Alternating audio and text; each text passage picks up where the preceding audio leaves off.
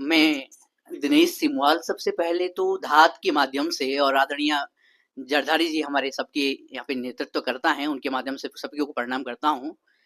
और असल में मैंने एक शब्द सुना मरोड़, भाई बिष्ट जी का घर है, गांव है मरोड़। और जब मैं मरोड़ के बारे में समझता हूँ तो मुझे लगता है इसका नाम, दूसरा नाम मोटिवेशन है, मोड़ देना। मेरा मन भी मुड़ रहा है असल में कुछ 1 साल 1.5 साल से।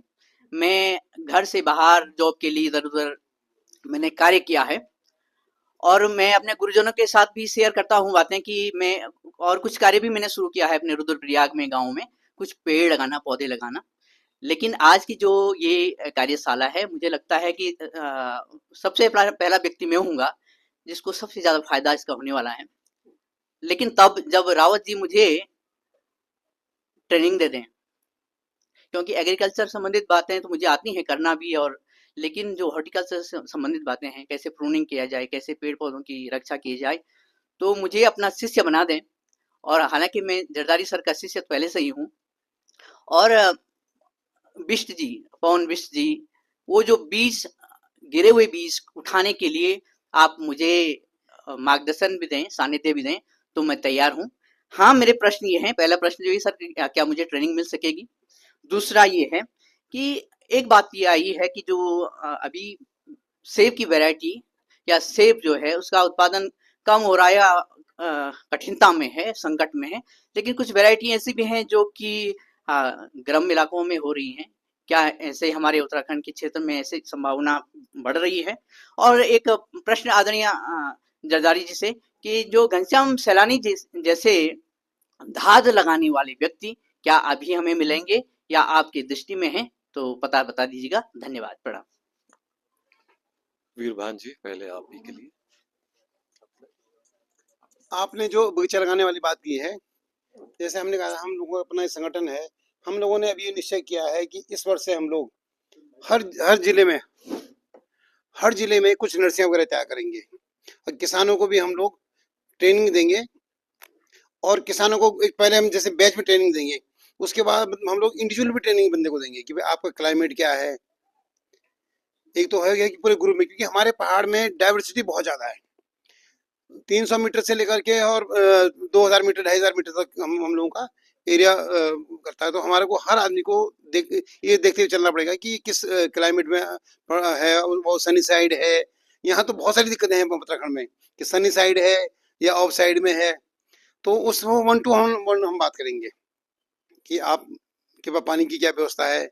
तो इस दिशा में हम लोग काम कर रहे हैं, तो मैं आपसे कांटेक्ट करूंगा अवश्य। हम तो इसीलिए हमारा जो जीवन का एम अब यही है, क्योंकि हम लोगों ने सभी जिम्मेवारी पूरी कर दी है, तो हमें हमें इस टाइप के लोगों की आवश्यकता है। हमें बड़ी खुशी होगी कि हमें अगर इस धरती में हमने जन्म लिया है, ऐसे पुण्य कर्म करने का हमको मौका मिलेगा, तो हमें बड़ी खुशी होगी। धन्यवाद। दिनेश जी, घनश्याम सैलानी जैसे लोग तो उनको कम लोगों ने जाना। अभी भी चिपको आंदोलन में सब लोग जानते हैं, चिपको आंदोलन को, गौरा देवी को, बहुत सुंदरलाल बोगड़ा जी को, चंद्र प्रसाद भट्ट को। लेकिन अगर यहाँ पूछे कि चिपको शब्द किसने दिया, तो शायद लोग नहीं यही बताएंगे जिन्होंने दिया। लेकिन सच बात यह है, चिपको शब्द घनश्याम सैलानी ने दिया। अगर घनश्याम सैलानी ये नहीं लिखते, खड़ा उठा भाई बंधु सब इकट्ठा होला, सरकारी नीति से जंगलू बचोला, ठेकेदारी प्रथा से जंगलू कटेंगे, बुरा है क्या समकाल बरखा हटेंगे। अब उस जमाने में उन्होंने देख लिया था कि गांव को लोगों इकट्ठे हो जाओ और सरकार की नीति, गलत नीति से हम अपने जंगल बचाएंगे।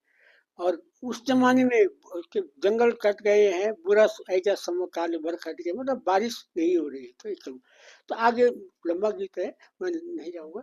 उन्होंने अगर ये आह्वान वो नहीं करते, चिपका दालों पर अब न कटने जा, चिपका पेड़ों पर अब न कटने जा, जंगलों की संपत्ति अब न लूटने जा, ए जालू पहाड़ों में समाजवाद, बजी जालू गाँव गाँव में शंख को नाद, खड़ा उठा भाई बंधु सब इकट्ठा होला, सरकारी नीति से जंगलों बचोला।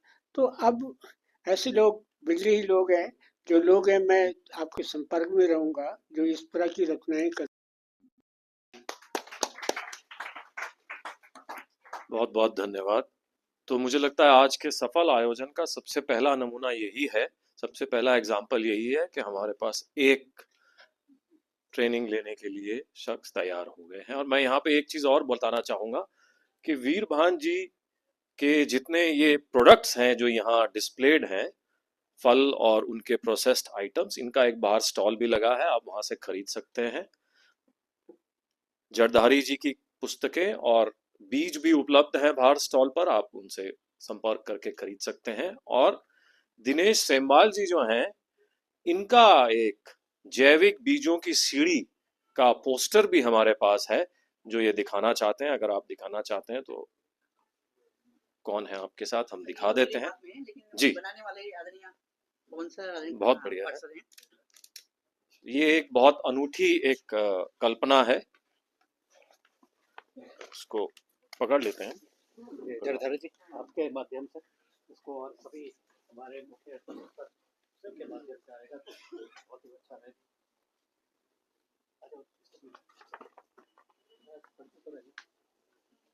थोड़ा ऊपर कर लीजिए। ये मैं बता दूं? हाँ हाँ बिल्कुल जरूर। ये बच्चों के साथ खेल खेल में उनको उनको सेंसिटाइज करने के लिए बड़ी सरल सी विधि है। कोई अच्छा काम करेंगे सीढ़ी से ऊपर जाएंगे, कोई खराब काम करेंगे उसको नीचे ले जाएंगे। ये सीढ़ी के माध्यम से जैविक खेती, प्राकृतिक खेती, उसके ऊपर ये प्रयास है। और ये जो कार्य है ये इस सीरीज का छठी सांप सीढ़ी है। इसके अलावा जैविक के ऊपर, जैविक और प्राकृतिक खेती के ऊपर, मृदा के ऊपर, पानी के ऊपर, अन्य चीज़ों के ऊपर भी बहुत सारी सीढ़ी बनाई हुई है। और इसको शपथ के साथ इसको इंस्टीट्यूशनलाइज करने का प्रयास किया है कि इसको जब तक हम शपथ नहीं लेंगे, जब तक हम इसको संस्कारों के साथ, अपने अंतरात्मा के साथ और अपने आध्यात्म के साथ जैविक और प्राकृतिक खेती को नहीं करते हैं, तब तक ये वो कार्य आगे नहीं बढ़ पाता है, वो मल्टीप्लाई नहीं होता, उसका मल्टीप्लायर इफेक्ट नहीं आता है। तो हमने ये कार्य को इस तरह से करने का प्रयास किया है। भट्ट जी का भी, दिनेश चंद सेमवाल जी का, सबका बहुत ज़्यादा योगदान रहा। आपको बहुत बहुत धन्यवाद धात को इस माध्यम से। बहुत बहुत धन्यवाद। मेरे पास प्रेम जी का हाथ पहले प्रेम भाई का उठा हुआ है, फिर मैं आपके पास आता हूँ।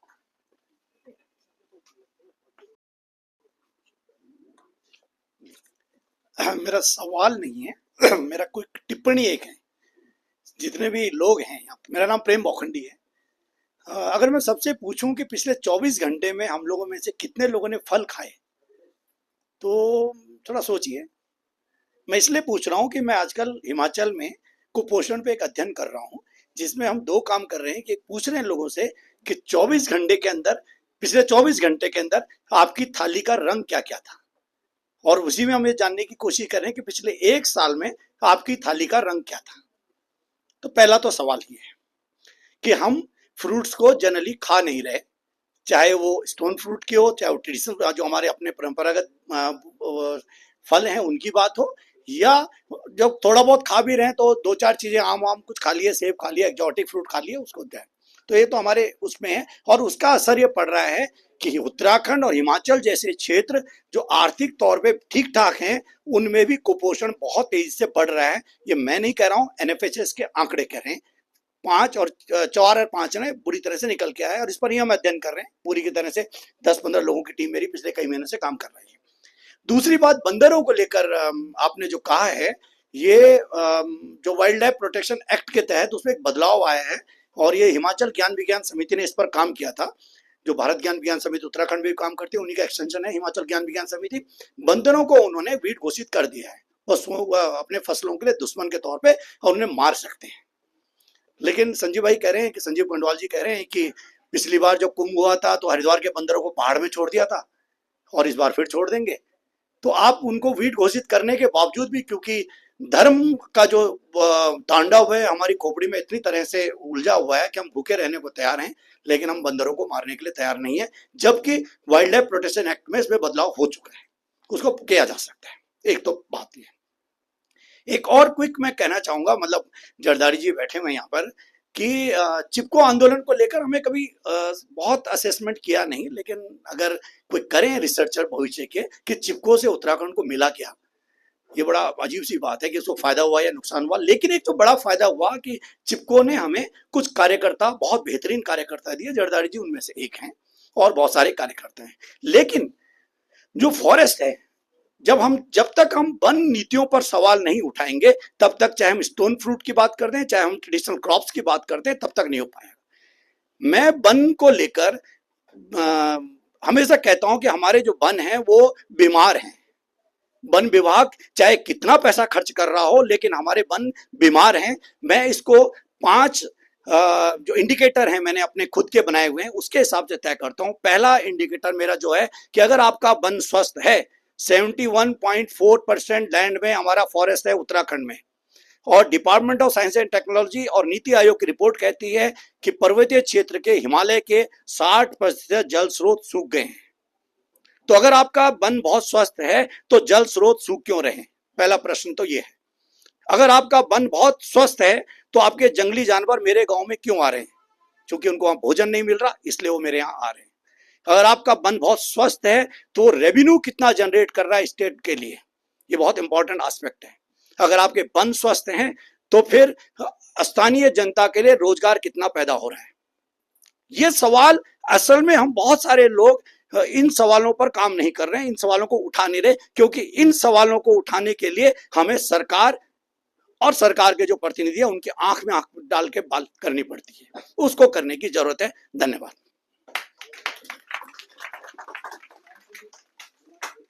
बहुत बहुत धन्यवाद प्रेम भाई। प्रेम भाई का लंबा काम रहा है, हम सब यहाँ पर उनसे वाकिफ हैं। उन्होंने जो बातें कही वो बहुत महत्वपूर्ण है। मैं आपके पास आऊंगा, अपना नाम। मेरा नाम अवधेश शर्मा है और मैं इस कार्यक्रम के में उपस्थित सभी मंच को और आप सभी का वंदन करता हुआ अभिनंदन करता हूं कि आपने बहुत नेक बात पे आज सबको इकट्ठा किया हुआ है। आप धन्यवाद के पात्र हैं। जहाँ तक हमारे भाई साहब ने भी कहा, एक निकल के आई बात बंदरों की, तो देखिए एक दादा हमारे बताते थे कि बंदर क्या जाने अदरक का स्वाद। मैं अभी पिछले कुछ समय पहले कालसी चक्रोता में गया तो बंदरों को देखा कि वो ऐसे पेड़ उखाड़ रहे और चक्के में छोड़ रहे। तो अभी जो है मौसम बदल चुका है, हमारी परिवर्तन ऐसा आ गया है कि बंदर भी अब अदरक का स्वाद जानने लगे। ये है। और एक सजेशन, जो एक प्रयास है, हमारे प्रेरणा स्रोत जरदारी जी यहाँ पे बैठे हुए हैं और मेरा सौभाग्य रहा कि हमने देश के विदेशी लोग भी, काफी लोगों का एक्सपोजर आपके यहाँ पे कराया हुआ है। जयपुर टीम के साथ आता था, आपको याद होगा, और वहीं से प्रेरणा ली मैंने।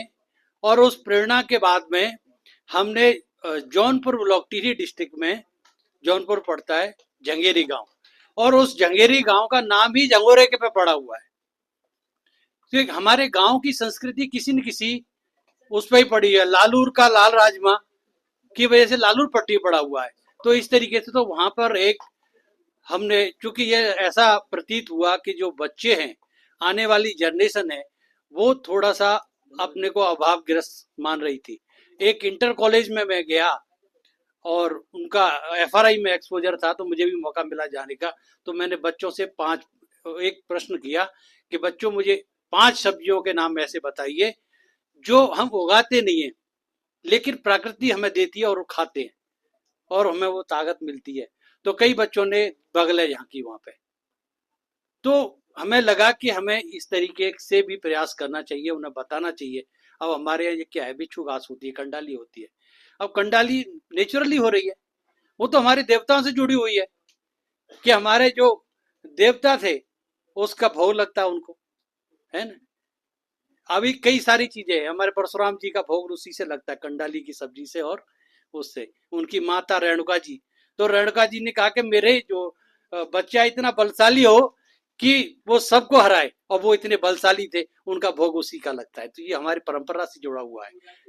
हाँ, तो ये होता है। तो ये बहुत सारी हमारी चीजें जो बच्चों के साथ शेयर किया जा सकती हैं। और हमने एक प्रयास करा है जंगेरी में, एक हमने सीड लाइब्रेरी बनाई है। जैसे घूमते घूमते रहते तो हमने 81 किस्म के सीड इकट्ठे करे थे, और आपके यहाँ बहुत सारे सीड हैं, उनको कुछ लेके आए। और हम कभी मिलते भी हैं किसी के यहाँ, जाते हैं किसी फार्मर के यहाँ, तो हम खटाई मिठाई लेके नहीं जाते, हम सीड लेके जाते हैं। सीड लेके जाते हैं और उनको देते हैं कि ये बीज है और आपको उगाना है, इसमें से एक हिस्सा आप हमको देंगे हमारी पुस्तकालय के लिए। तो बीज की जो पाठशाला पुस्तकालय हमारा है, और बच्चों को हम बता रहे हैं, महीने में एक दिन जंगल की पाठशाला होती है, हम बच्चों को ले जाते हैं। उसमें सीड के बारे में भी होता है, जंगल के बारे में भी होता है। पहले लोग कहते थे, साथ के लोग मेरे कहते थे कि उसे कोदा झंगोरा से कुछ नहीं होने वाला। हमने कहा कोदा झंगोरा से तो होने वाला है। उत्तराखंड राज्य भी बना था, उसमें आंदोलन में नारा हुआ करता था, कोदा झंगोरा खाएंगे उत्तराखंड राज्य बनाएंगे, ऐसा हुआ करता था। तो आज हम धीरे धीरे उस पर जा रहे हैं और बच्चों को हम लोग उसके लिए ज्ञान थोड़ा सा प्रयास करते हैं देने के लिए। और जो भी हमारा अच्छा कृषक होता है उसका एक दिन हम उसको रखते हैं, बच्चों को वो बताते हैं बीज के बारे में, सीड के बारे में। और 81 किस्म के सीड करते थे, इस समय 150 किस्म के सीड इकट्ठे हो गए जो बच्चों ने इकट्ठे कर दिए हैं वहाँ पे। तो ये अच्छा है। और एक और सौभाग्य की बात है कि आप मैडम यहाँ पे हैं, तो मैं जो है, और आपने इतना अच्छा, आपका आदर्श मानी जाती है। आपके कार्यकाल में जो है हमारा संवाद हुआ करता था, मैं अवधेश कौशल जी का सहयोगी रहा हूँ, तो बहुत मिला हूँ।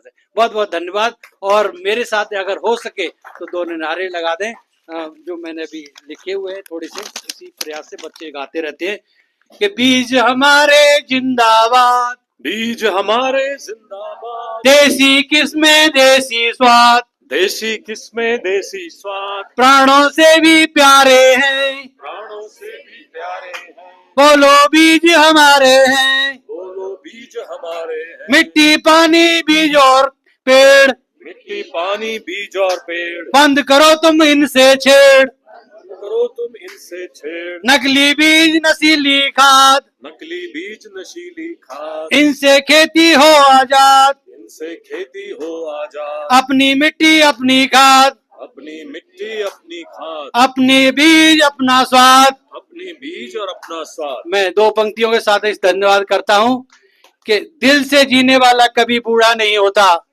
दिल से जीने वाला कभी बूढ़ा नहीं होता, और चंदन का बुरादा कभी कूड़ा नहीं होता। बहुत बहुत धन्यवाद। बहुत बहुत धन्यवाद अवधेश जी। और मुझे लगता है पवन जी के लिए एक और आइडिया आ गया है बीज पुस्तकालय का, जो हम जोड़ सकते हैं बीच में। और अब हमारे बीच में रावत जी का हाथ उठाता, मैं रावत जी। धन्यवाद धन्यवाद। हाँ, मैं यूएस रावत। एक छोटी सी ऑब्जर्वेशन है। हाँ, तो एक छोटी सी ऑब्जर्वेशन है। ये आदरणीय जरदारी जी ने एक नारा का जिक्र किया था कि वो लोग कहते हैं कि खेती पर किनकी मार, खेती पर किनकी मार, जानवर, मौसम और सरकार। तो मौसम तो प्रकृति बदल रही है, बाकी 2 में ज्यादा फर्क नहीं है। जो जानवर जिक्र हुआ था कि जानवर जिन कुछ गांवों में नहीं आ रहे हैं, कुछ जगहों में आ रहे हैं। मुझे जो वहां इस समस्या पे थोड़ी बातचीत करने में पता चला, तो जिन गांवों में लोग बहुत सक्रिय हैं, उन्होंने आसपास छोटे अनुपयोगी पेड़ काट दिए गांव के एक रेंज में, जहां तक कुत्ते उनको बंदरों को भगा सके। तो ऐसे लोग बंदर आने पे सामूहिक रूप से उनको भगाते हैं। बंदर को जहां प्रतिक्रिया दिखती है वहां नहीं आता। यही बात उस दूसरे पक्ष के साथ भी है जिसे सरकार कहते हैं। तो हम बंदरों को पत्थर मार के भगा रहे हैं, सरकारों को वोट मार के भगाइए जब तक वो आपके पक्ष में बात न करने लगे, आपके पक्ष में नीतियां न बनाने लगे। सारे विषय यहाँ आ चुके हैं, विद्वानों ने सब बातें कवर कर ली हैं, सारे पॉइंट्स कवर कर लिए हैं। सारी बात घूम कर आती है नीति पे। यदि हमें तेज चलना है तो नीतियां इस पहाड़ के मुताबिक, यहाँ के निवासियों के मुताबिक, यहाँ की जलवायु के मुताबिक, अगर उनको देख के दिल्ली में कहीं एयर कंडीशन कमरों में बैठ के नीतियां बनाई जाएंगी, हम कहीं नहीं पहुंचने वाले। अच्छा पक्ष ये है कि हमारे सामने 3 अलग अलग पीढ़ियों के क्या कहूँगा रिप्रेजेंटेटिव्स हैं। जरदारी जी ने बहुत पहले से समाज को जगाना शुरू किया, उन्होंने, उनके सहयोगियों ने। दाद भी करीब 35-40 साल पहले से इस कोशिश में लगी हुई है समाज जागे। बीरवान सिंह जी ग्रुप करीब 5 साल पहले आ गया एक ग्रुप के रूप में, वो भी अपना योगदान दे रहे हैं। पवन नई पीढ़ी को प्रतिनिधित्व करते हैं, जो बिल्कुल यंग लोग, जो बहुत कैपेबल लोग हैं, सोचते हैं अपने जड़ों के बारे में, और वो यहाँ आकर कुछ करना चाहते हैं। तो इन परिस्थितियों में हमें एक चीज निकल के आ रही है कि हमारा समाज बहुत गहरी नींद में सोया समाज है। जरदारी जी किस जमाने से जगा रहे हैं और उनके समकक्ष लोग कब से जगा रहे हैं, हम जागने को तैयार नहीं है। क्योंकि सरकारें तभी आपके पक्ष में काम करेंगी जब आप उनसे करवाएंगे। उसके लिए आपको एक संगठित समाज होना पड़ेगा। उनके इतनी आवाज देने के बाद, आज के 35-40 सालों की आवाजों के बाद, बीरबान जी के ग्रुप में मैं जानता हूं अभी मुश्किल से शायद 1500 भी नहीं है मेंबर, जबकि लाखों की तादाद है यहाँ। तो ये जो हमारी सामाजिक चेतना की कमी है, वो सबसे बड़ा कारण है। वो सरकारों को दिखा रही है कि हमें इन देखने की जरूरत ज्यादा है नहीं, ये वोट देते ही रहेंगे हम जैसे भी करें। तो जब जनतंत्र है यहाँ, आप जब तक हाथ में स्थितियों को नहीं लेंगे वो नहीं बदलेंगी। और अच्छी आशा की किरण इसमें यह है कि उनके समय में जागृति की शायद स्पीड कम रही, लेकिन पवन जी के समय में वो काफी तेज हो रही है। अब बहुत अवेयर लोग आ रहे हैं, बहुत तेजी से फैला रहे हैं। देखिए इस सभा में एक युवा खड़े हो गए, उन्होंने कहा मैं आने को तैयार हूं। ये स्पीड ही उम्मीद की किरण है, और ये युवा उम्मीद की किरण है। पिछले लोग अपनी जड़ों से बहुत गहराई से जुड़े हुए थे। मैंने अपने गांव में कोशिश की यही बातें कहने की, बहुत सारी जो बातें यहाँ हुई, लेकिन उस जमाने में इतनी गहराई से लोग अपनी जड़ों से जुड़े हुए थे। खेती, जमीन उनके लिए बिल्कुल मां से बढ़कर थी। वो उसके बारे में कुछ बदलाव की बात सोचते भी नहीं थे।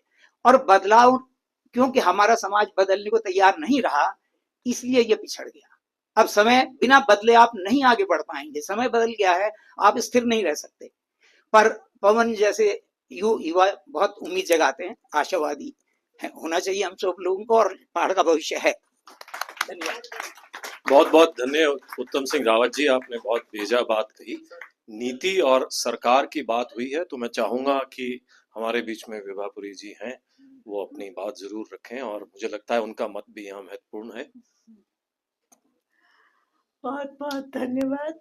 मेरे पास मैं आज इस कार्यक्रम में शामिल होके बहुत बहुत अच्छा लगा, और बहुत कुछ सीखने को भी मिला। मैं सोचती हूँ कि इतना विचारवान एक विचार गोष्ठी इस दून लाइब्रेरी में हो रही है, ये एक बहुत खुशी का और बहुत संतोष का विषय है। और मुझे ये भी जान करके कि ये इस विषय पर इतना गहन और कंकरेंट चिंतन चल रहा है, जिसकी की सामयिक जरूरत है। बहुत बहुत बधाई दाताज संस्था को, आप सब लोगों को। मैं एक ही बात यहाँ कहूंगी कि जिसकी शायद इतनी चर्चा नहीं हुई, बाकी तो सब बातों पे चर्चा हुई, और वो ये कि उत्तराखंड ने वनों के संरक्षण के बारे में कई कुछ पहल करी थी, और एक पहल उसमें वन पंचायतों की पहल थी। और शायद वन पंचायत की पहल को अगर हम जमीन पर उतार सके होते और उसको सशक्त समाज के रूप में एक देख सकते, तो ये जो समस्या आप सब लोग व्यक्त कर रहे हैं, चाहे वो जंगली जानवरों की हो, चाहे जंगल के जनता से जुड़ाव की अभाव की बात हो, वो सब में कुछ न कुछ हमने अभी प्रगति की होती। अब नहीं मालूम कि आज के परिप्रेक्ष्य में वन पंचायतों की कितनी एक रेलेवेंस बची है, लेकिन मुझे तब भी थोड़ी सी पुरानी याद आ करके लगा कि एक बात को जरूर थोड़ा सा ध्यान देने की शायद जरूरत है, वरना वो संस्थाएं भी थोड़ी मरणों है। तो पर आज के कार्यक्रम के लिए फिर से बहुत बहुत बधाई, और मुझे आकर के यहाँ बहुत कुछ सीखने को मिला, और स्पेशली यंग लोगों के साथ में सुनने का, उनके जज्बा को देखने का बहुत अच्छा लगा। Thank you.